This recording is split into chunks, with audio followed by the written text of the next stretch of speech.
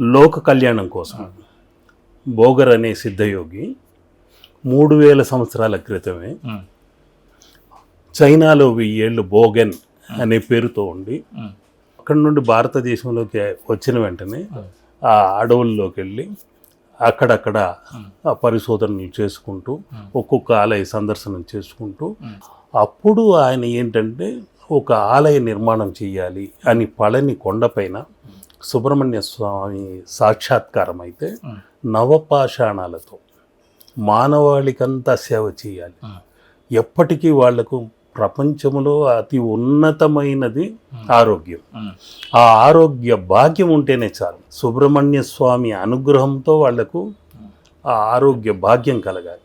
ఎందుకంటే కుజుడు అంటేనే ఆ రక్త సంబంధమైన ప్రవాహం, అటువంటి రక్త సంబంధ దోషములు లేకుండా ఉండడానికి ఆ సుబ్రహ్మణ్య స్వామి అనుగ్రహం పొందాలని అందులోనే నవపాషాణాలని పొందుపరిచి అనేక మూలికల్ని పొందుపరిచి ఒక విగ్రహంగా తయారు చేశారు.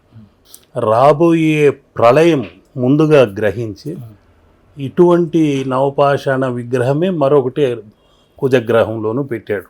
ఆ ప్రళయం తర్వాత మనిషికి అనుగుణంగా అక్కడ జలం అనే ప్రవాహం కలగాలని ఆ స్వేదం ఇప్పటికీ ఆ విగ్రహం నుండి పడుతూనే ఉంది. ఆ కుజగ్రహమే రాబోయే మానవాళికి ఆధారం అవుతుంది. ఏ రోదసి నౌకల్లో వెళ్ళి అక్కడ స్థిరపడాల్సి వస్తుంది. అది ఆయన ఉద్దేశం.